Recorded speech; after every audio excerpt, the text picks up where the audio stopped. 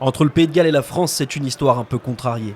Surtout en fait entre les joueurs gallois et le top 14, des monstres sacrés venus se frotter au meilleur championnat du monde pour le meilleur, et parfois pour le pire. Le pionnier d'abord, Gareth Thomas, ailier, arrière, centre, il débarque à Toulouse à la surprise générale, mais il s'impose comme un indiscutable. Il va inscrire 20 essais en 3 saisons et quelques jolies lignes à son palmarès, une Coupe d'Europe et un 6 nations notamment. Derrière vont affluer les stars, James Hook, le métronome de l'USAP, Mike Phillips, demi-mêlée démesuré de près de 2 mètres, qui va jouer à Bayonne puis au Racing, ou enfin Late Alf Penny, le buteur d'élite de Toulon. Si le premier va connaître la descente avec les Catalans, les deux autres vont gagner. Champion de France pour Phillips, champion d'Europe pour l'arrière casqué. Parfois aussi, les étoiles ne sont que filantes. Jonathan Davis, centre surdoué mais fragile, ne fait que passer à Clermont.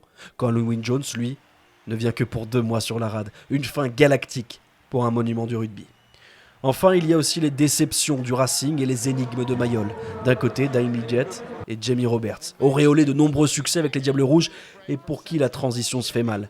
Les deux seront même libérés avant la fin de leur contrat. Sur la côte varoise, ils se nomment Rhys Webb, Gavin Hansen ou plus récemment Dan Bigard. 3 joueurs à qui le climat méditerranéen n'aura pas vraiment souri.